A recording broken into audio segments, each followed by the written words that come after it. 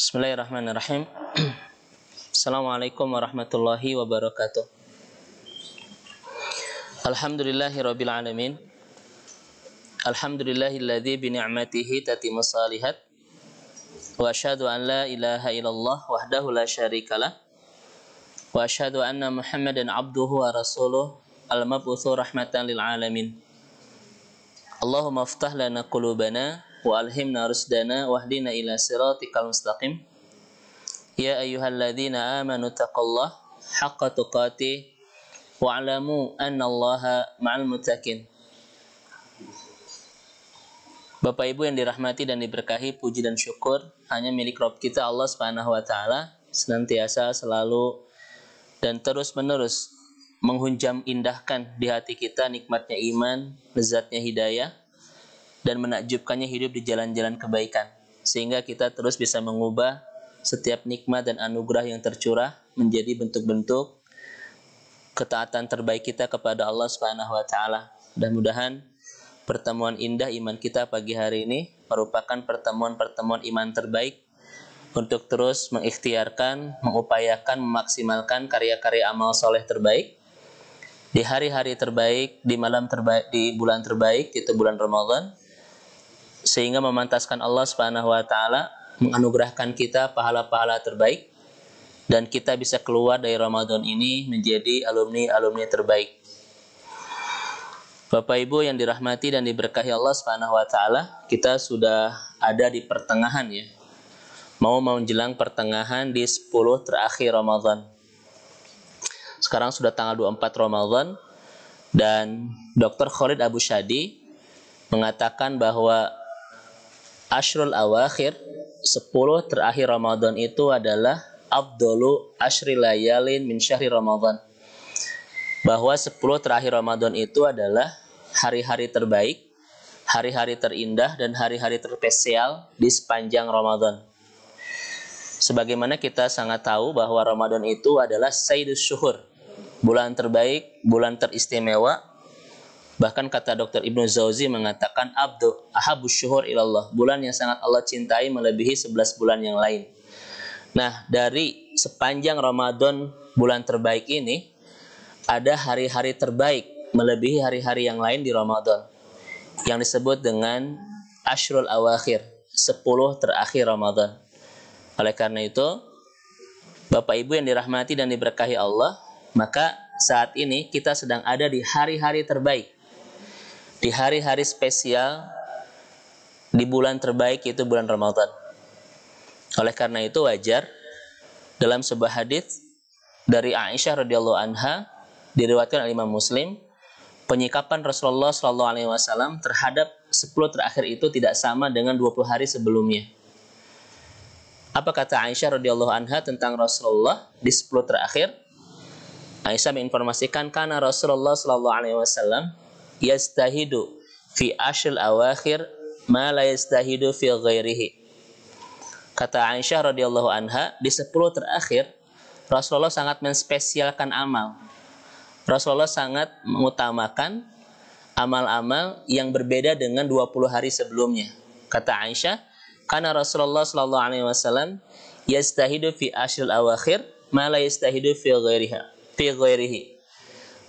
Baginda mulia Rasulullah SAW itu melipat gandakan semangat ibadah, menaikkan frekuensi ibadah di 10 terakhir yang tidak beliau lakukan di 20 hari sebelumnya. Ini menunjukkan kepada kita penyikapan Rasulullah terhadap hari-hari Ramadan tidak sama.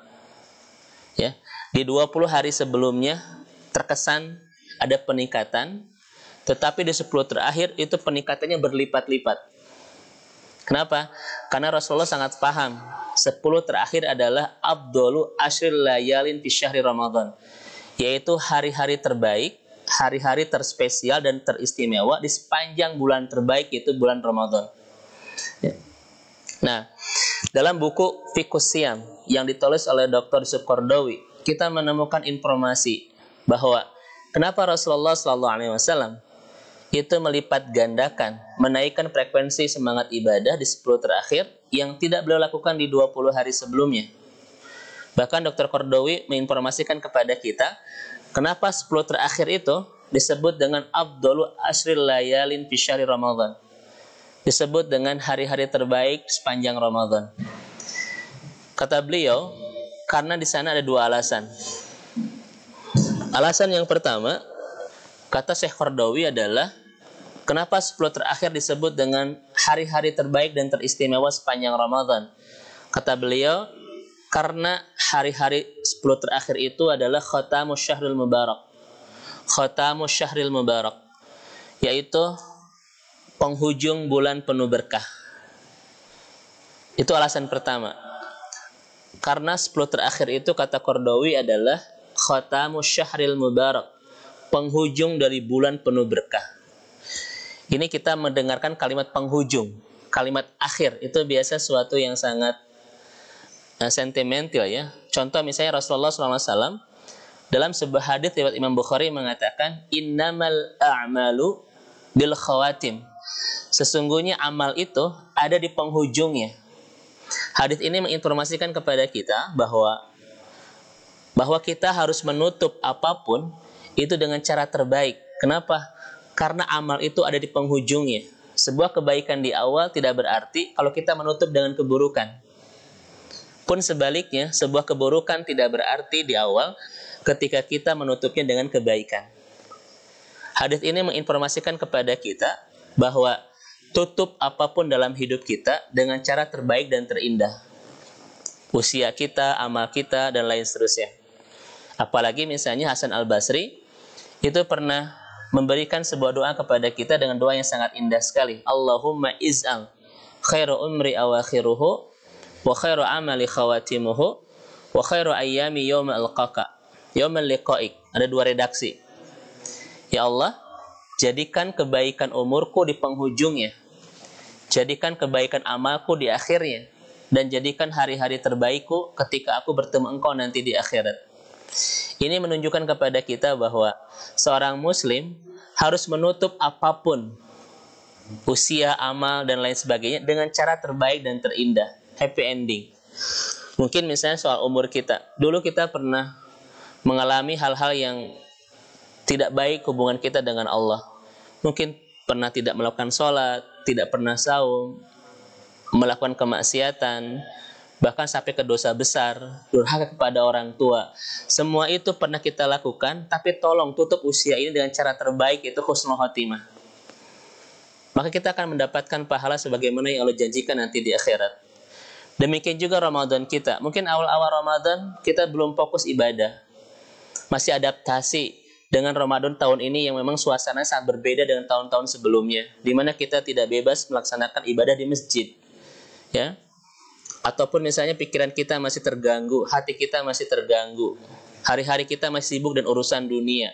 Kalaupun di awal-awal Ramadan ada yang tidak indah dan tidak baik, tolong tutup Ramadan ini dengan cara terbaik dan terindah. Itulah yang disebut dengan khatamu syahril mubarak.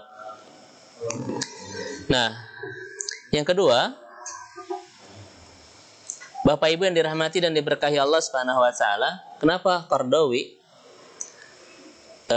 kenapa Rasulullah SAW meningkatkan volume dan frekuensi ibadah di 10 terakhir?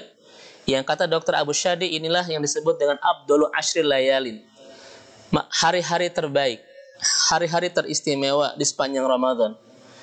Karena alasan yang kedua, li'anna fihi lailah khairu min alfi syahrin. Karena di 10 terakhir ini ada satu malam yang nilainya kata Allah dalam Al-Quran surat Al-Qadar melebihi 1000 bulan. Kalau ditahunkan itu 83 tahun 4 bulan. Harus kita rasakan bahwa di malam-malam terakhir di penghujung Ramadan ada satu malam yang nilainya itu lebih baik daripada 1000 bulan. Masya Allah, 1000 bulan 83 tahun 4 bulan, melebihi rata-rata usia manusia. Yang kalau kita mendapatkannya dalam sebuah hadis, Rasulullah mengatakan, man qama lailatal qadri imanan wa ihtisaban ghufirallahu ma taqaddama min dzanbi. Yang kalau kita mendapatkan satu malam itu, ya, satu malam itu, ghufirallahu ma taqaddama min dzanbi. Allah ampuni dosa-dosa kita. Pertanyaannya, dosa kecil atau dosa besar? Profesor Dr. Ahmad Musayyad dalam buku Ar-Rasul fi Ramadan mengatakan di satu malam yang nilainya lebih baik daripada 1000 bulan itu, Allah Subhanahu wa taala akan ampuni dosa kita semuanya, baik dosa kecil maupun dosa besar. Pertanyaannya, kenapa berbeda penyikapan Lailatul Qadar dengan amal kebaikan yang lain? Kalau kebaikan yang lain hanya menghapus dosa kecil. Innal hasanah yudhibna sayyi'at. Bahwa amal soleh itu akan menghapus keburukan kita di masa lalu, tapi yang kecil-kecil. Namun kenapa yang Lailatul Qadar itu bisa menghapus dosa kecil dan dosa besar? Dan orang keluar dari Ramadan itu seperti bayi yang baru dilahirkan, bersih tanpa dosa. Ternyata memang karena di 10 terakhir, di satu malam terbaik yang ada di 10 terakhir itu, ada doa yang Rasulullah SAW ajarkan kepada kita yang bisa menghapus dosa kita keseluruhan, baik yang kecil maupun yang besar, yaitu doa permintaan maaf kita kepada Allah Subhanahu wa taala. Doa istighfar kita, doa tobat kita kepada Allah. Allahumma innaka afuwun tuhibbul afwa fa'fu anni. Ini yang menjadi dalil, kata Dr. Ahmad Musayyar, bahwa di 10 terakhir, di satu malam terbaik, kalau kita mendapatkannya, dosa-dosa kita diampuni Allah Subhanahu wa taala. Masya Allah. Oleh karena itu, Bapak Ibu yang dirahmati dan diberkahi Allah, dengan keterbatasan saat ini, jangan pernah membatasi semangat kita untuk terus memburu satu malam yang bisa membersihkan semua dosa-dosa kita itu. Ya, Masya Allah. Baik. Itu dua alasan yang disampaikan oleh Qardawi dalam kitab Fiqhus Shiyam untuk menjadi landasan kenapa 10 terakhir disebut dengan afdalu ashril layalin, 10 terbaik dan teristimewa sepanjang Ramadan. Nah, pertanyaannya adalah apa yang disebut dengan al-istihad fil ibadah? Ya, yang sebagaimana yang diinformasikan oleh Aisyah radhiyallahu anha tentang Rasulullah sallallahu alaihi wasallam. Apa yang disebut Rasul meningkatkan semangat ibadah? Apakah memang sebelumnya terkesan lamban begitu? Kemudian di 10 terakhir baru naik ibadahnya atau bagaimana? Ternyata kita menemukan informasi ya dari hadis yang lain, dari hadis dari Aisyah riwayat Imam Bukhari dan Imam Muslim yang disebut dengan al-istihad fil ibadah fi ashril layalin, itu adalah anna Nabiya sallallahu alaihi wasallam ya'takiful ashrul awakhir min Ramadan. Nah, ini yang disebut dengan al-istihad itu, yaitu Rasulullah sallallahu alaihi wasallam melaksanakan i'tikaf di 10 terakhir min Ramadan. Dan sebagaimana kita lihat biasa dalam kitab Fiqhus Sunnah ya, kalangan Syekh Sabiq, yang disebut dengan i'tikaf itu adalah dua penjelasannya. Satu, al-iktinam fil ibadah, melipat gandakan semangat ibadah ya, fil masajid, di masjid. Jadi i'tikaf ini ada kaitan dengan masjid sebagaimana dikatakan oleh Syekh Sabiq dan jumhur ulama, mayoritas para ulama. Walaupun ada sebagian misalnya dari Imam Hanafi ya, dari kalangan Hanafi itu mengatakan bahwa perempuan itu boleh melaksanakan i'tikaf di rumah. Apalagi misalnya dari kalangan Imam Malik, bahwa kita boleh melaksanakan i'tikaf itu di luar masjid, di rumah dan lain sebagainya. Tapi ini adalah pendapat yang sangat gorib sekali, tidak disepakati oleh mayoritas para ulama. Baik, sebelum kesana saya sampaikan dulu Bapak Ibu yang dirahmati Allah, program Rasulullah untuk meningkatkan semangat ibadah itu adalah ada di kalimat Aisyah ini, ya'takifu fi ashril awakhir min Ramadan, yaitu melaksanakan i'tikaf di 10 terakhir dari Ramadan dengan 3 program, kata Aisyah. Ketika ada pertanyaan misalnya, apa program Rasulullah ketika i'tikaf? Karena kita harus tahu juga dari Rasulullah SAW, jangan sampai kita ada di masjid begadang tapi tidak tahu program. Ya, misalnya ada orang-orang yang ke masjid i'tikaf, nyari pojokan masjid kemudian main TikTok misalnya, naudzubillah itu. Atau sesuatu yang menyibukkan dia bukan urusan ibadah, walaupun di masjid dan menghidupkan malam. Oleh karena itu, misalnya Qardawi memberikan informasi kepada kita apa program i'tikaf Rasulullah SAW di 10 terakhir itu. Baik, hadisnya dari Aisyah, riwayat Imam Bukhari dan Imam Muslim. Ada 3 program yang dilakukan oleh Rasulullah SAW ketika melaksanakan i'tikaf, ujlah muaqqatah an syawagil hayatid dunya wal iktinam fi ibadillahi ta'ala fil masjid. Jadi disebut i'tikaf itu adalah Secara bahasa al-ihtibas. Ihtibas itu artinya pemenjaraan, penahanan. Jadi kita tidak keluar. Kita melakukan sebuah pemenjaraan untuk diri kita. Secara istilah uzlah muaqqatah, memutuskan hubungan sementara an syawagili hayatid dunya, dengan kesibukan dunia. Itu pertama ya, secara lengkap definisi tentang i'tikaf. Uzlah muaqqatah an syawagili hayatid dunya, memutuskan hubungan sementara dengan kesibukan hiruk pikuk dunia. Sementara di sini ma'dudah 10 hari ya. Tidak lama i'tikaf itu, dari 365 hari kita dalam setahun, Allah hanya minta 10 hari saja kita untuk melepaskan diri dari hiruk pikuk dunia. Ini ujian, apakah kita betul-betul bisa nggak menjadi hamba Rabbaniyah? Karena khawatir ada di antara kita yang tidak bisa memutuskan hubungan dengan dunia walaupun 10 hari. Itu disebut dengan madiyah, hamba materialis, yang betul-betul tidak bisa terpisahkan dari dunia. Ini ujian dari Allah Subhanahu wa taala kepada kita. Bisa tidak dari 365 hari Allah cuma minta 10 hari saja kita untuk terlepas dari dunia. Kalau kita tidak bisa, berarti kita sudah ketahuan kita hamba siapa? Apakah hamba Rabbaniyah atau hamba Madiyah itu? Bahkan 10 hari yang Allah pinta kita untuk memutuskan hubungan dengan dunia, ujung-ujungnya adalah untuk kepentingan dunia juga. Ya, Masya Allah.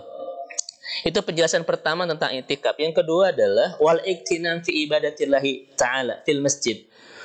Memutuskan hubungan sementara dengan dunia dan menenggelamkan diri ibadah kepada Allah fil masjid, yaitu di masjid. Taib. Sebelum kita masuk dengan bagaimana cara kita melaksanakan i'tikaf di tengah wabah ini, saya sampaikan kembali program Rasulullah SAW di 10 terakhir ketika beliau melaksanakan i'tikaf. Karena ini harus menjadi program kita ketika mengikuti sunnah Rasulullah SAW, ya, untuk menghidupkan malam-malam di 10 terakhir. Yang pertama, Rasulullah itu, kata Aisyah, sadda mi'jarah. Dalam hadis riwayat Imam Bukhari dan Imam Muslim. Program pertama yang dilakukan oleh baginda mulia Rasulullah SAW adalah sadda mi'jarah. Sadda mi'jarah ini kinayah, kata Suqardawi, ya, kinayah min thalath, istilah dari tiga pekerjaan. Yang pertama adalah qillatut ta'am, kata Qardawi. Yang disebut dengan mengencangkan ikat pinggang itu adalah qillatut ta'am, menyedikitkan makan. Kita tahu bagaimana pola makan Rasulullah SAW selama dan sepanjang Ramadan. Dalam sebuah hadis misalnya, kita menemukan informasi bahwa ketika Rasulullah SAW melaksanakan iftar, apa yang dimakan oleh Rasulullah SAW? Yang pertama adalah rutobat. Rutobat itu kurma basah. Ketika Rasulullah tidak menemukan kurma basah, Rasulullah memakan tamarat, kurma kering. Dan ketika Rasul tidak menemukan kurma kering, syurbatun minal ma, beberapa teguk air saja. Itu pola makan Rasulullah ketika iftar. Rutobat, kalau tidak ada tamarat, kalau tidak ada syurbatan minal ma. Ini menunjukkan kepada kita bahwa Rasulullah betul-betul memahami apa itu saum, menyedikitkan atau menahan nafsu, termasuk nafsu makan. Kita memang ada juga kurma, ya, tapi itu bagian terkecil dari menu kita biasanya. Insya Allah itu ya, hanya intro saja itu ya, sebelum ke kolak dan ke bala-bala. Nah, kita tahu bagaimana pola makan Rasulullah di sepanjang Ramadan ini, sebagaimana hadis-hadis yang kita ketahui. Tetapi, Masya Allah, ketika memasuki 10 terakhir, Rasulullah lebih menyedikitkan makan. Ya, lebih menyedikitkan makan. Kalau di kita kan sebaliknya ya, terutama ketika tidak ada wabah. Di 10 terakhir ini memang, Masya Allah ya, rumah makan membludak dan lain seterusnya. Itu program pertama, ungkapan dari sadda mi'jarah. Yang kedua, kata Qardawi, yang disebut dengan sadda mi'jarah itu adalah i'tijalun nisa, adamu mubasyarah ma'az zauzah. Tidak melakukan hubungan badan dengan istri. Pertanyaannya, apakah sepanjang Ramadan kita boleh nggak berhubungan badan, mubasyarah dengan istri kita? Al-Baqarah 187 menjelaskan itu. Boleh kita melaksanakan mubasyarah dengan pasangan kita di malam-malam Ramadan. Kenapa saya sampaikan ini? Karena sampai saat ini saya masih ditanya oleh sebagian jamaah. Mereka merasa berdosa ketika melakukan mubasyarah dengan pasangan di malam-malam Ramadan. Makanya Allah Subhanahu wa taala di Al-Baqarah 187 mengatakan kepada kita, ya, itu silakan kita melaksanakan mubasyarah dengan pasangan, ya, tetapi Rasulullah SAW ketika memasuki ashrul awakhir, di 10 terakhir, adamul mubasyarah mau zaujatihi. Rasul tidak melaksanakan mubasyarah dengan istri-istrinya. Kenapa? Karena Rasul itikaf. Gitu. Kemudian yang ketiga, yang disebut dengan syadda mi'jarah sebagai program Rasulullah yang pertama di 10 terakhir ketika itikaf itu adalah al-istihad fil ibadah. Sedikitkan makan, tidak melakukan mubasyarah dengan istri, kemudian melaksanakan peningkatan semangat ibadah. Ini menjadi sebuah teori umum dan memang sudah menjadi kesadaran kita kaum muslimin ini sejak awal. Kita lihat misalnya bagaimana Imam Qatadah, Ibrahim An-Nakhi, Aswad bin Yazid, ya, ulama-ulama kita, penyikapannya berbeda antara 20 hari Ramadan awal dengan 10 terakhir. Contoh misalnya, Aswad bin Yazid, itu kalau di 20 Ramadan awal, menghatamkan Al-Quran itu di 3 hari. Hatam, 3 hari hatam, 3 hari hatam. Masuk 10 terakhir, per 1 kali hatam. Kenapa? Karena ulama-ulama kita memahami yang disebut dengan al-istihad fil ibadah fi ashril awakhir. Demikian juga Imam Qatadah di awal Ramadan 20 hari sebelumnya menghatamkan Al-Quran per 3 hari. Masuk ke 10 terakhir per 1 hari. Gitu. Demikian juga misalnya Ibrahim An-Nakhi, ya, dan ulama-ulama kita yang lain. Termasuk, ya, memang Rasulullah SAW ada peningkatan semangat ibadah. Nah, ini informasi dari Aisyah terkait dengan program Rasulullah ketika i'tikaf, ya. Yang kedua, program Rasulullah SAW ketika i'tikaf itu adalah ahya lailah. Ahya lailah ini adalah menghidupkan malam. Dan ini kaitan dengan program pertama. Kenapa Rasulullah menyedikitkan makan untuk membangunkan malam? Karena kuat dan tidaknya kita bangun di malam-malam akhir Ramadan tergantung menu kita. Tergantung konsumsi kita. Kalau seperti biasa, ya, kita dimulai dengan kurma dulu, baru setelah itu ke kurma Bandung, ya, gehu, bala-bala, dan sebagainya. Habis Isya juga makan, ya, dan lain sebagainya. Kira-kira orang seperti ini kuat gak membangunkan malam? Itu sulit. Karena rahasia menghidupkan malam ada di qillatut ta'am, di sedikitnya makan. Dan itu dilakukan oleh baginda mulia Rasulullah SAW. Makanya kepada para jamaah yang ingin terus menghidupkan malam-malam, tolong dijaga syahwat makannya. Karena agak berat dan sulit kita bisa menghidupkan malam-malam ketika kita tidak bisa memanage pola makan kita ketika iftar. Nah, Qardawi menjelaskan kepada kita, yang disebut dengan ahya lailah itu bukan berarti tidak tidur. Memang ada fase tidurnya, tetapi sangat sedikit sekali. Sangat sedikit sekali. Kenapa? Karena memang inilah malam-malam yang terbaik itu, ya. Program Rasul ketika menghidupkan malam apa? Yang pertama al-qiyam, yang kedua at-ta'abbud, yang ketiga at-ta'ah.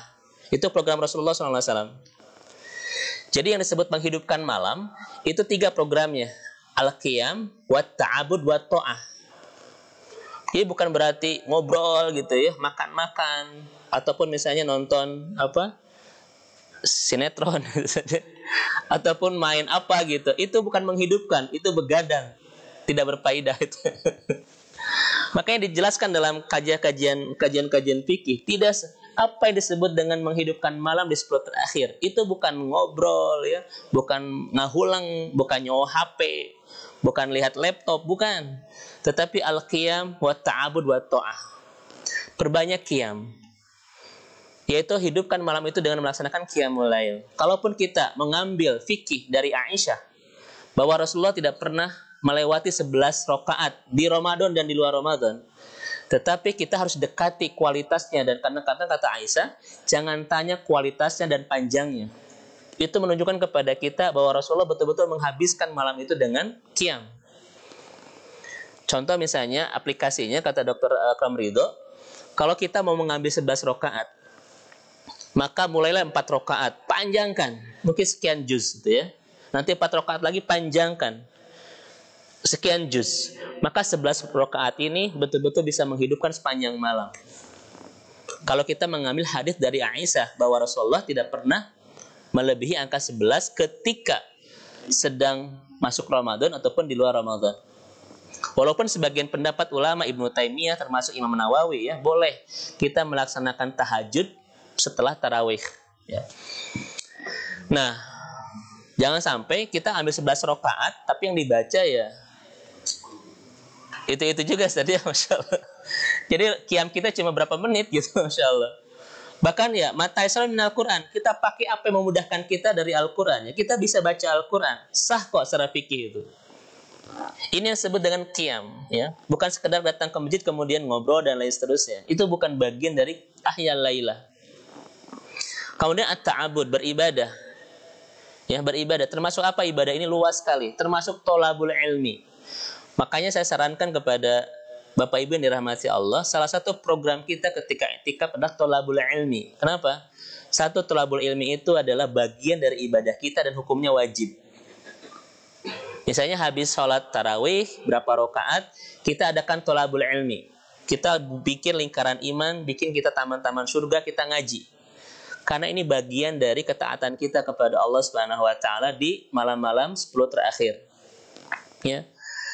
Tetapi yang jelas, Bapak Ibu yang dirahmati Allah, program spesial dari bentuk ketaatan dan ibadah kita di 10 terakhir adalah at-ta'ayus ma'al Quran. Itu program yang paling spesialnya. Boleh kita ada program kajian, boleh kita ada program misalnya program ibadah-ibadah yang lain. Tetapi yang paling spesial yang harus betul-betul menjadi program prioritas untuk menghidupkan malam adalah anugerah yang Allah hadirkan di bulan itu, yaitu Al-Quran. Maka program teristimewa di rangkaian ta'abud fi asyril lawahil adalah at-ta'ayus ma'al Quran. Kita lebih dekat hubungan kita bersama Al-Quran. Ya. Misalnya satu malam kita khatam 8 juz, 10 juz, itu adalah program yang sangat spesial. Itu program Rasulullah SAW. Kemudian yang terakhir, program Rasulullah di 10 terakhir itu, sebagaimana informasi dari Aisyah radhiyallahu anha adalah aiqadhu ahlah, yaitu membangunkan istri, membangunkan keluarga, liyusyarikunnahu fi iktinamil ibadah, untuk sama-sama bekerja sama menghidupkan malam dengan sepenuh program-program ibadah kita kepada Allah. Makanya Bapak Ibu, dari Aisyah ini kita mendapatkan informasi penting bahwa program menghidupkan malam bukan sekedar program individu, tetapi program keluarga kita juga. Andaikan misalnya para ikhwan itu i'tikaf di masjid, maka dia punya kewajiban untuk membangunkan istri dan anaknya sama-sama melaksanakan i'tikaf. Walaupun kata kalangan Imam Hanafi, perempuan boleh melaksanakan i'tikaf di rumah. Tuh. Tetapi kewajiban para suami untuk tidak membiarkan keluarganya ya larut 10 terakhir ini tanpa melaksanakan program ibadah. Karena kata Aisyah, Rasulullah itu aiqadhu ahlah. Beliau betul-betul mengajak keluarganya untuk betul-betul sama-sama menghidupkan malam-malam Ramadan. Ya, apalagi misalnya Bapak Ibu yang dirahmati dan diberkahi Allah Subhanahu wa taala, di tengah pandemi ini kan banyak misalnya di kalangan kita yang betul-betul mengambil beberapa mazhab ya untuk melaksanakan i'tikaf di rumah misalnya. Maka ini adalah salah satu hikmah terbaik kita untuk bisa lebih optimal menghidupkan malam-malam itu bersama keluarga. Ya. Karena saya sudah sampaikan di kajian-kajian sebelumnya, memang Allah Subhanahu wa taala tidak pernah memberikan sebuah peristiwa kecuali sudah menyelipkan banyak hikmah di dalamnya. Nah, hikmah wabah di tengah bulan penuh berkah ini untuk konteks keluarga itu dua ya. Yang pertama adalah taqwiyah rawabitul usriyah. Allah sedang ingin kita menguatkan hubungan kita bersama keluarga. Itu yang pertama, isyarat yang Allah sedang inginkan dari kita ketika menghadirkan wabah di tengah bulan penuh berkah. Taqwiyatul rawabitul usriyah. Karena Allah ingin kita lebih mengikatkan hubungan kita bersama keluarga. Boleh jadi Ramadan-Ramadan tahun sebelumnya kebersamaan kita bersama keluarga tidak terlalu maksimal karena kita kesibukan dakwah di luar, kerja di luar, ataupun misalnya iftar di luar misalnya, buka bersama, reuni TKA, reuni TKB. Reuni TKA buka bersama, reuni TKB buka bersama. Kebersamaan kita bersama keluarga tidak maksimal. Nah, di bulan ini Allah Subhanahu wa taala hadirkan sebuah anugerah terindah buat kita untuk lebih memesrakan, meromantiskan kita bersama keluarga dalam bingkai ketaatan kepada Allah di bulan penuh berkah. Konteks yang kedua, hikmah dari wabah ini adalah tentu saja takwinul bait markazul ibadah. Karena Allah ingin rumah kita bukan sekedar tempat tinggal, tempat makan dan minum, tempat istirahat, tempat pertemuan keluarga. Tidak sekedar itu. Di bulan ini, di tahun ini, Allah ingin rumah kita menjadi markazul ibadah. Tidak hanya sekedar tempat tinggal, tapi tempat untuk menghidupkan seluruh program-program ketaatan itu. Tidak ada keistimewaan yang Allah berikan buat rumah kita di sepanjang Ramadan, kecuali memang Ramadan tahun ini. Allah ingin rumah kita menjadi syiar, menjadi markaz lit-ta'ah, menjadi pusat dan sentral ketaatan kita kepada Allah bersama keluarga. Makanya saya sudah sampaikan, Ramadan tahun ini adalah cara Allah untuk meromantiskan kita bersama keluarga dalam bingkai ketaatan yang indah kita di rumah, ya, kepada Allah. Nah, inilah Bapak dan Ibu yang dirahmati dan diberkahi Allah Subhanahu wa taala terkait dengan 3 program yang Rasulullah lakukan selama itikaf, ya. Baik. Bahkan sebelum kita masuk masalah, ini baru season pertama, ya. Kita ada 3 season. Bahkan Rasulullah tidak hanya melakukan itikaf, tidak hanya melakukan i'tikaf, kemudian juga tidak hanya membuat program, tapi Rasul menganjurkan kepada kita. Apa kata Rasulullah? Taharru lailatul qadri fil asl awakhir min Ramadan. Rasul mengatakan, carilah lailatul qadri fi asl awakhir min Ramadan. Carilah oleh kalian lailatul qadri di 10 terakhir. Kenapa Rasul menggunakan kalimat taharru? Taharu ini, kalau kita lihat kajian bahasa Arab, mencari yang kalau kita tidak mendapatkannya, kita mendapatkan kerugian besar. Itu namanya taharu. Bukan carilah kalau dapat, alhamdulillah, kalau tidak, kena naon gitu. Bukan seperti itu. Taharu itu, kalau Anda tidak mendapatkannya, Anda rugi loh. Gitu. Kata Rasul, taharru lailatul qadri fi asl awakhir min Ramadan. Carilah lailatul qadri yang kalau Anda tidak menemukannya, Anda rugi banget gitu loh. Itu kata Rasulullah SAW. Nah, Bapak Ibu sekalian, kata Qardawi, apa yang disebut dengan mencari? Ini juga dijelaskan. Yang disebut dengan mencari itu, kata beliau, adalah yuhyil lail bitta'ah wa dzikri wa tilawatul Quran. Yaitu menghidupkan malam-malam dengan ketaatan, dengan berbanyak zikir dan tilawatul Quran. Jadi sekali lagi, mencari dalam arti hadis Rasulullah bukan mencari kasawah gitu ya. Yang disebut mencari 3, meningkatkan ketaatan, ya, memperbanyak zikir dan membanyak tilawatul Quran. Ini yang disebut dengan mencari itu. Jadi tidak mencari kalau orang menghidupkan malam hanya sekedar menghulang, hanya sekedar diam, nyawa HP gitu ya, nonton film, naudzubillah, dengar musik, ataupun hal-hal yang memang justru yang sifatnya memang tidak terkait dengan ibadah. Itu bukan mencari namanya, itu hanya bergadang saja gitu. Dan kata Qardawi, man qomal asyra faqad adraka lailatul qadri yaqinan. Ini Masya Allah. Kata Qardawi, kalau Anda menghidupkan malam pas datang Lailatul Qadar, adraka Lailatul Qadri yakin, Anda pasti mendapatkannya. Beliau menggunakan kalimat yakinan.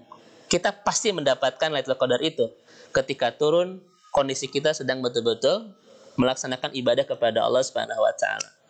Nah, tetapi Qardawi tidak menyinggung kepada kita harus di masjid ketika mendapatkannya. Memang ketika itikaf di masjid, tapi orang yang menghidupkan malam ketika Lailatul Qadar, dia akan mendapatkannya walaupun kondisinya sedang tidak di masjid. Tetapi tidak ada tempat yang paling kondusif untuk menghidupkan malam-malam dan penuh ketaatan kecuali masjid, ya. Baik.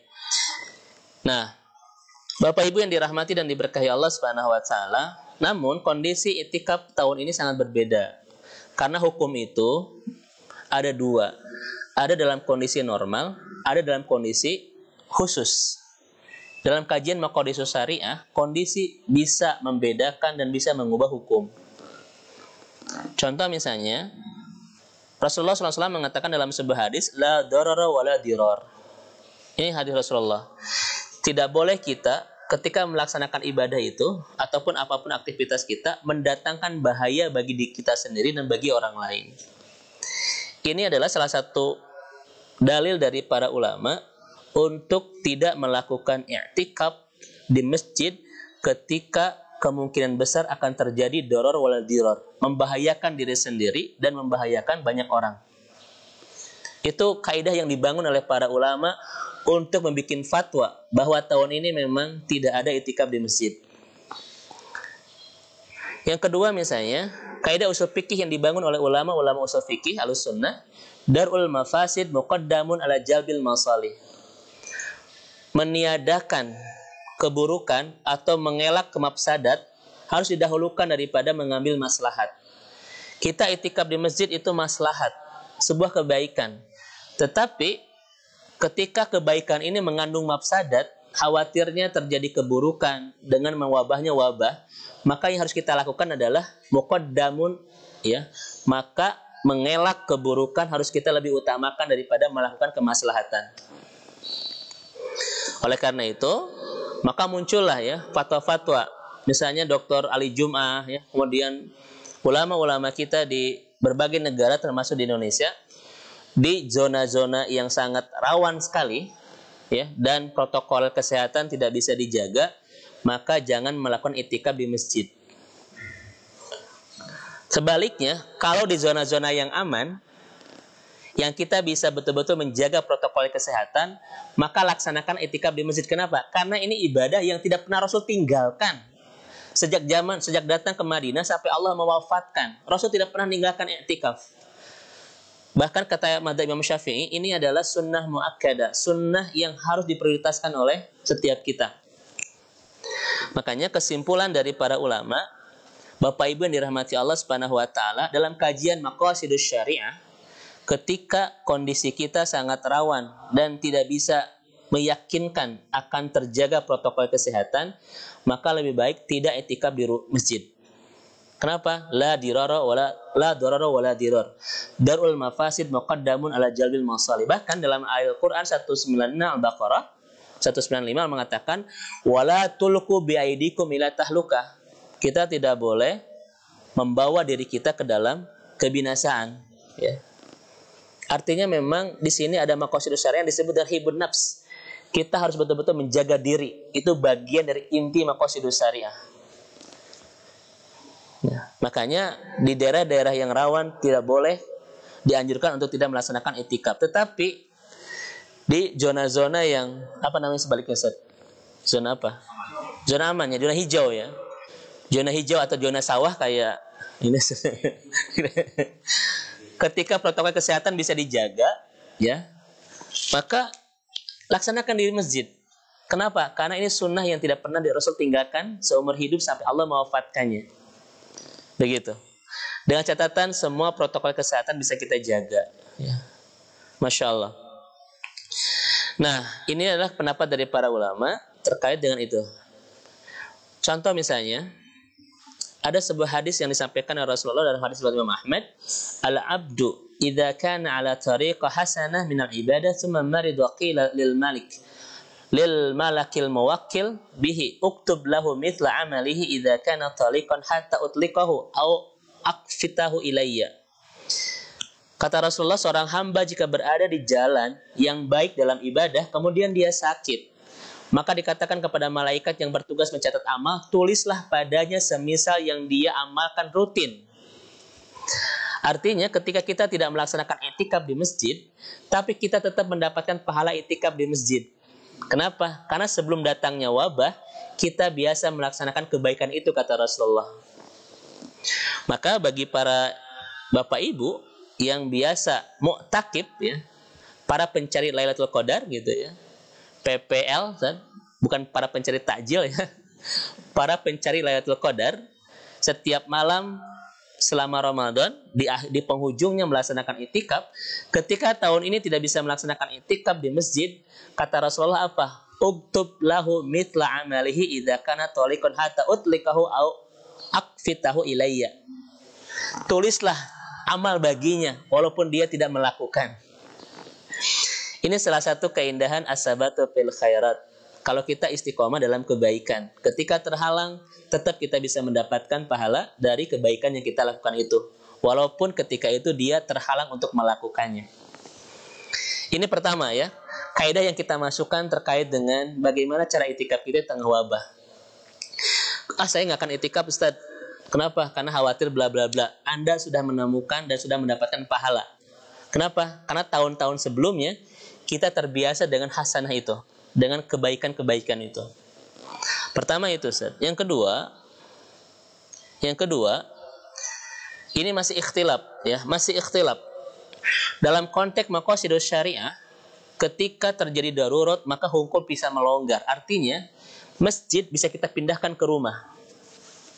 Kalau kondisinya darurat, maka fikih tentang itikaf pun berlaku di rumah, gitu. Maka misalnya kata Dr. Akram Ridho, maka bikin di rumah sebuah tempat yang kondusif semisal masjid untuk bisa melakukan 3 program tadi. Karena di rumah ini godaannya luar biasa. Orang paling sulit ya menghidupkan malam, terutama ketika di rumah ya. Ketika dia mau sholat kan di belakang ada sofa, samping itu ada Masya Allah ya, ada bantal guling dan sebagainya gitu ya. Ada TV ingin nonton film. Jadi yang paling kondusif itu adalah masjid. Tetapi kalau ketika kita tidak bisa ke masjid, maka ciptakan di rumah itu ya, masjid inilah, mushola rumah itu. Dan kita melaksanakan itikaf di sana dengan fikih-fikih yang sudah kita pahami tentang itikaf di masjid. Niatnya juga itikaf. Ya, betul. Seperti itu. Jadi kita boleh melaksanakan itikaf di masjid. Kenapa? Karena dalam konteks maqasidus syariah saat ini memang sedang dalam kondisi khusus. Itu pendapat pertama. Pendapat kedua, tetap tidak ada itikaf di rumah. Karena itikaf itu sebuah istilah yang tak bisa lepas dari masjid. Sebagaimana tadi saya sampaikan di awal kan, ujlah muaqqata an sawagilu hayatid dunya wal iktinam fi ibadatillahi ta'ala fil masjid. Gitu. Nah, walaupun kita tidak bisa melaksanakan i'tikaf di masjid, tetapi kata para ulama, ambil program-program Rasulullah ketika di masjid dan bawa ke rumah. Ini adalah alternatif kedua. Walaupun kita tidak bisa melaksanakan i'tikaf di masjid, di rumah, gara-gara pendapat yang kedua ini, tetapi jangan pernah melepaskan program-program Rasulullah di penghujung malam terakhir, ya, dan kita bawa ke rumah. Satu, tetap menyediakan makan, ya, tetap meningkatkan ibadah, menghidupkan malam, membangunkan keluarga. Semua program itu tetap kita bawa ke rumah. Nah begitu. Dan jangan mengatakan begini, Ustadz nggak apa-apa lah sekarang saya agak ngedrop ibadahnya. Tahun depan aja lah ketika tidak ada itikaf, misalnya gitu. Kalau tahun sekarang mah saya betul-betul tidak bisa maksimal gara-gara ayat corona, khalaqaz zamana kadaba. Ya. Tahun depan aja lah saya itikaf. Bapak Ibu sekalian, boleh jadi tahun depan memang tidak ada corona, tapi boleh jadi juga kita pun tidak ada. Kenapa? Karena Rasulullah SAW itu menancapkan di hati orang beriman sebuah nilai bahwa shollu sholatan muwada. Ketika Anda melaksanakan ketaatan, jangan berpikir di depan masih ada kesempatan. Laksanakan ketaatan itu seolah-olah itu ada ketaatan terakhir. Laksanakan sholat itu seolah-olah itu sholat terakhir. Laksanakanlah maksimalkan Ramadan tahun ini seolah-olah ini Ramadan terakhir. Itu yang betul-betul dibangun di mental dan di iman para sahabat oleh Rasulullah ketika melaksanakan momentum kebaikan. Shollu sholatan muwadda. Sholatlah Anda seakan-akan itu sholat terakhir yang Anda lakukan. Tidak boleh berpikir nggak apa-apa sekarang mah saya tidak maksimal, tahun depan aja. Boleh jadi tidak ada corona, tapi boleh jadi kita pun tidak ada. Siapa yang bisa menjamin tahun depan Ramadan menyapa kita dan kita masih ada? Ya, tidak ada yang bisa menjamin. Bahkan mungkin Ramadan tahun sebelumnya ada orang-orang bersama kita yang tidak kita temukan di Ramadan tahun ini. Dan boleh jadi Ramadan tahun ini ada kita yang tidak ditemukan oleh saudara kita nanti Ramadan tahun depan. Makanya walaupun ada keterbatasan wabah ini, jangan sampai membatasi iman, membatasi amal ibadah, membatasi kemaksimalan kita dalam melaksanakan ketaatan kepada Allah. Ketika kita tidak bisa di rumah, maksimalkan di masjid, maksimalkan ibadah kita di rumah. Dan kalau kita bisa menghidupkan malam-malam 10 terakhir dengan ibadah di rumah, yakinan kita tetap akan mendapatkan Lailatul Qadar yang sebagaimana dijanjikan oleh Rasulullah dalam hadis riwayat Imam Bukhari. Nah, ini Bapak Ibu yang dimuliakan Allah Subhanahu wa taala terkait dengan bagaimana cara kita melaksanakan i'tikaf di tengah wabah ini ya. Tadi ada 2 jawaban dari ulama kita, dan dua-duanya ini adalah bagian dari istihad kita untuk terus memaksimalkan 10 terakhir di penghujung Ramadan ini. Baik, wallahu a'lam bishawab. Mohon maaf saya lebih seperempat ya. Harusnya memang 30 menit, ini sudah berapa Ustaz? Hampir ini ya, 45 menit ya, mohon maaf. Taib. Apakah untuk mendapatkan Lailatul Qadar itu itikafnya cukup 10 hari terakhir saja ya dari Pangalengan? Kalau kita lihat fikih i'tikaf, ini Rasulullah SAW ya itu melaksanakan biasa setiap tahun 10 hari, tetapi di ujung kewafatan beliau per 20 hari. Ya, 20 hari. Namun kalau kita lihat fikih-fikih umum tentang i'tikaf ini ya, sebagaimana ditulis oleh Fiqhud Dalil atau Fiqhul Muyassar. Ini kitab yang kontemporer ya, kitab fikih sederhana tapi kontemporer yang ditulis oleh Dr. Aid Al-Qarni. Ada namanya Fiqhud Dalil, tebal sekali. Yang kedua Fiqhul Muyassar. Kata beliau memang secara fikih i'tikaf itu 10 hari ya, 10 hari di Ashrul Awakhir, di 10 terakhir Ramadan. 10 hari di 10 terakhir Ramadan. Tetapi walaupun kita, Ustaz, saya boleh nggak? Saya dari awal ingin menghidupkan malam-malam. Sepanjang Ramadan tidak boleh ada waktu yang terbuang tanpa menjadi amal. Ketika kita tetap menghidupkan di awal Ramadan, malam-malam Ramadan dengan ibadah, semua tetap akan menjadi pahala buat kita. Justru yang tidak boleh berpikir adalah saya meyakini Ramadan itu tanggal 27. Kalau begitu saya ibadahnya tanggal 27 saja. Itu nggak boleh. Allah tidak bisa di-prank. Jadi 29 hari kita tidak ibadah, malas-malesan. Tapi nanti tanggal 27 saya akan maksimal ibadah. Itu pun tidak bisa begitu. Karena keberhasilan orang untuk mendapatkan Lailatul Qadar itu dilihat dari kesungguh-sungguhan dia ketika ibadah di awal Ramadan.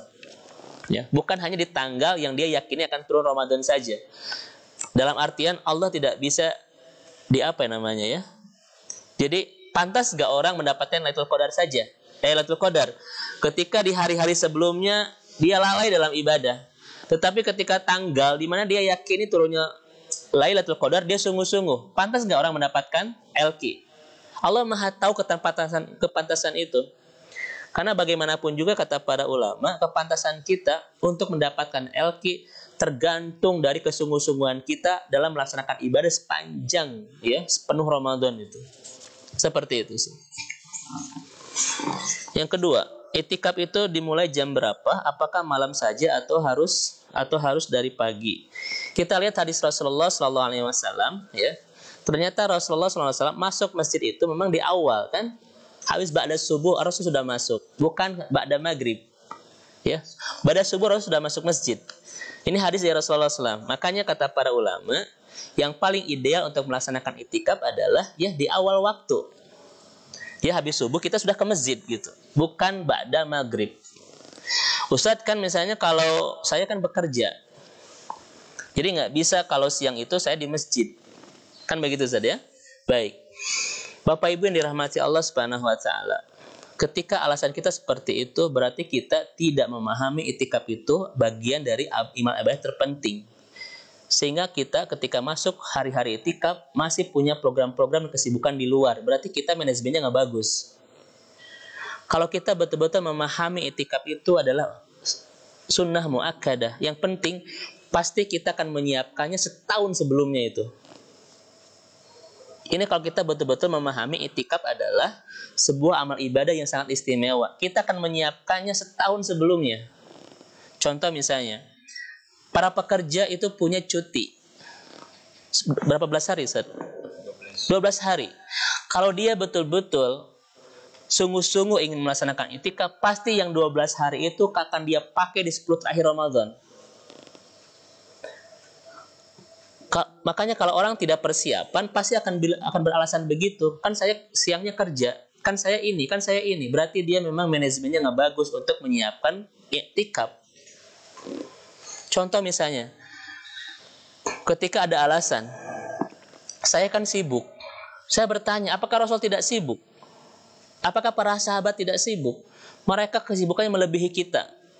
Kalau kita hanya mengurus kita dan keluarga, mereka mengurus umat. Siang malam berdakwah terus. Ya kan? Jangan bernilai dan jangan berlindung di balik kesibukan. Karena Anda sudah menuduh Rasulullah itu tidak sibuk orangnya. Sehingga bisa i'tikaf. Saya bertanya, sesibuk apakah kita dibanding Rasulullah SAW? Sesibuk apakah kita dibanding dengan Imam Syafi'i yang menghatamkan Al-Quran selama Ramadan per 60 kali hatam? Ada Imam Syafi'i mungkin banyak waktu. Na'udzubillah. Beliau adalah ulama besar, ribuan santri santrinya itu. Kan saya masih sibuk di luar. Berarti kita menuduh sahabat kita, Rasulullah, ulama-ulama kita adalah orang-orang pengangguran. Naudzubillah min dzalik. Ini terkait bab iman.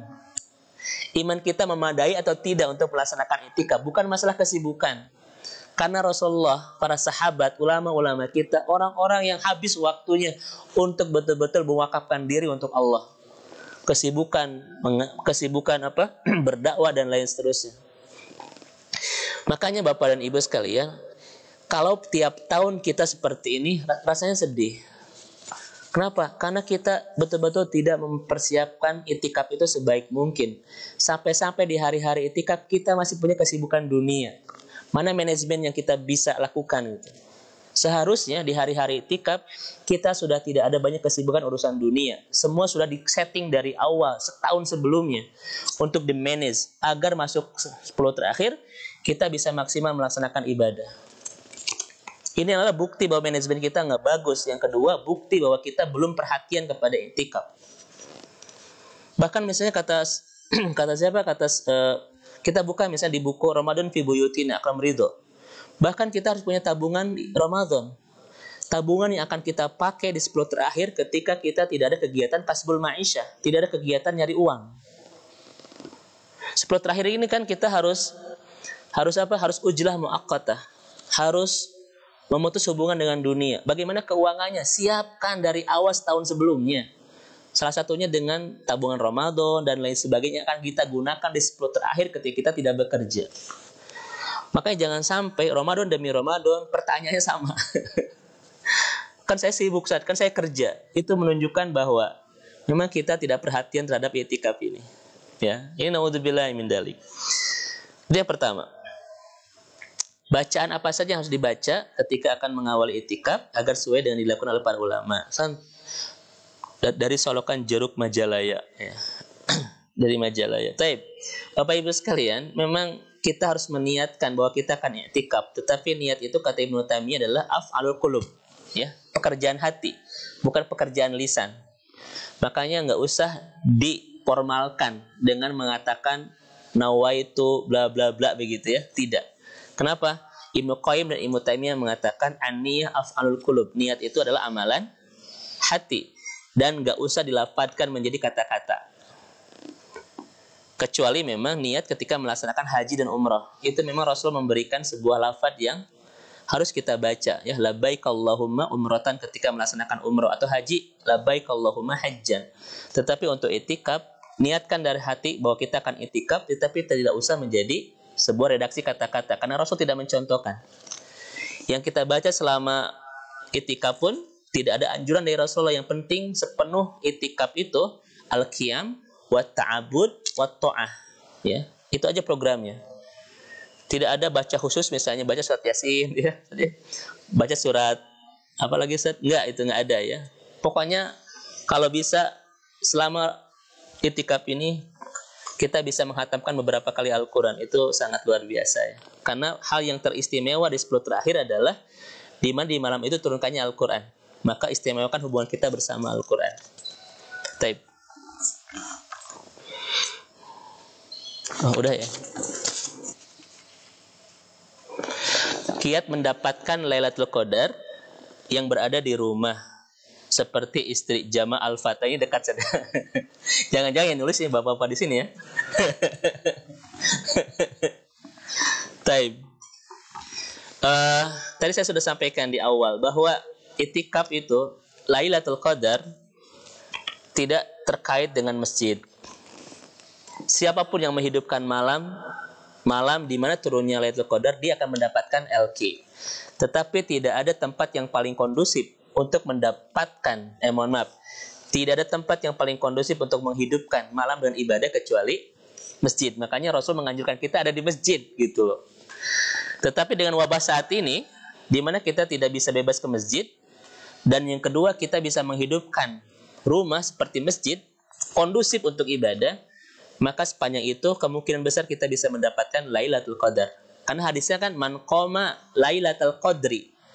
Barang siapa yang sedang ibadah di malam Lailatul Qadar, ghufira lahu ma taqaddama min dhanbi. Allah akan ampuni dosa-dosanya. Jadi saran saya kepada yang bertanya ini, bagaimana aktivitas istri di rumah untuk mendapatkan Lailatul Qadar? Hidupkan malam-malam itu dengan ibadah kepada Allah. Ngaji lah, ngajari anak, tahsinnya, sirahnya, ya, fikihnya. Kemudian baca Al-Quran sebanyak-banyaknya, perbanyak zikir. Hidupkan malam itu dengan ibadah di rumah. Kita pasti akan mendapatkan sebagaimana yang dijanjikan oleh Rasulullah SAW. Walau alam bisawab. Ada yang lain pertanyaan nggak, Ustaz Kamal? Cukup ya? Kan saya dipotong biar banyak pertanyaan. Ustaz Ujang? Cukup ya, baik. Dari jamaah tidak ada pertanyaan ya? Jadi kesimpulannya mulainya itikaf itu dari pagi, dari pagi. Sampai pagi lagi.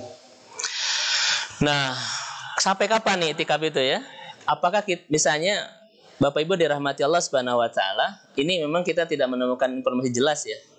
Yang penting pagi kita sudah ke masjid, Zat. Kemudian kapan berakhirnya itu? Berakhirnya adalah ketika misalnya kita sudah masuk ke malam 1 Syawal ya, Zat ya. Misalnya habis Isya itu kita bisa keluar. Itu, Zat. Kenapa? Karena besoknya kita persiapan kan? Persiapan apa? Bagi-bagi zakat ya. Karena zakat itu bagaimanapun juga dalam kondisi normal harus dikeluarkan ba'da subuh, sebelum orang datang ke mushola untuk melaksanakan Idul Fitri. Ini kan masih sampai saat ini masih perdebatan loh. Zakat fitrah itu dikeluarkan kapan? Satu misalnya, kalau dikeluarkan bukan waktunya itu bukan zakat tapi sedekah. Karena zakat fitrah itu dikeluarkan ba'da subhi qabla khuruj minal musholla. Setelah subuh, sebelum orang pergi ke lapangan untuk melaksanakan Idul Fitri kan? Nah, tetapi bagaimanapun juga Ustadz, fikih itu harus memakai maqasidus syariah. Ya. Kalau kondisinya misalnya saat ini kan banyak membutuhkan itu, boleh nggak dikeluarkan di awal? Profesor Dr. Ahmad Musayyar, tadi saya malam itu habiskan satu bahasan beliau tentang boleh nggak mengeluarkan zakat fitrah itu di awal Ramadan. Maksudnya tidak harus nunggu 1 Syawal itu Ustaz ya. Kalau kondisinya sangat darurat, maka perbanyak sedekah gitu Ustaz. Ini bukan oleh zakat, oleh sedekah kita. Ustaz kan itu saudara-saudara kita masih banyak yang membutuhkan. Itu kan panggilan kita untuk berinfak dan bersedekah. Bukan oleh zakat Ustaz. Karena zakat itu tetap harus dikeluarkan ba'da subuh sebelum orang datang ke mushola. Kalau bukan di luar itu namanya sedekah minas sedaqat, bukan masilah zakat. Kan sekarang banyak saudara kita yang membutuhkan. Itu panggilan iman kita untuk memperbanyak sedekah. Makanya salah satu hikmah kenapa saat ini Ustaz Kamal tidak bisa ke pasar baru, kemana mudik dan lain sebagainya, agar uang kita termanfaatkan bagi saudara kita yang lain.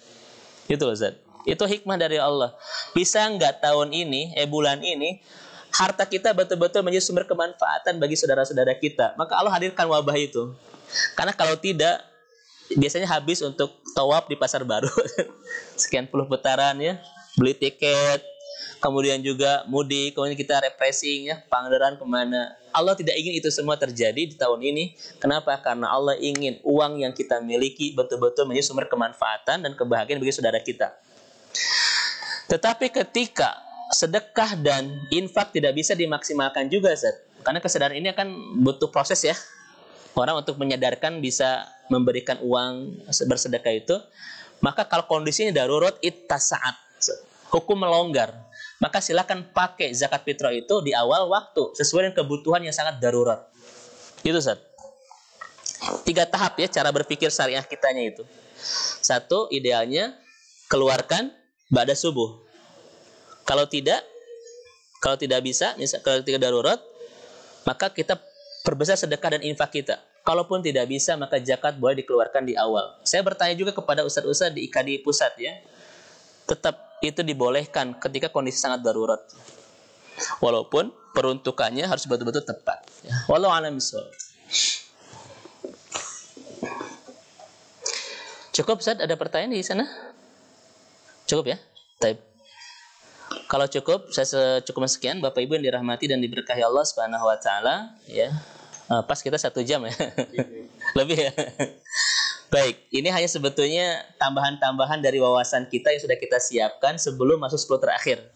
Jadi mudah-mudahan kajian kita hari ini walaupun agak terlambat ya, seharusnya dari awal, tapi mudah-mudahan menambah pengetahuan kita untuk lebih memaksimalkan ibadah di 10 terakhir ini. Jangan sampai sekali lagi keterbatasan saat ini membatasi semangat ibadah kita untuk untuk menghidupkan malam-malam terakhir.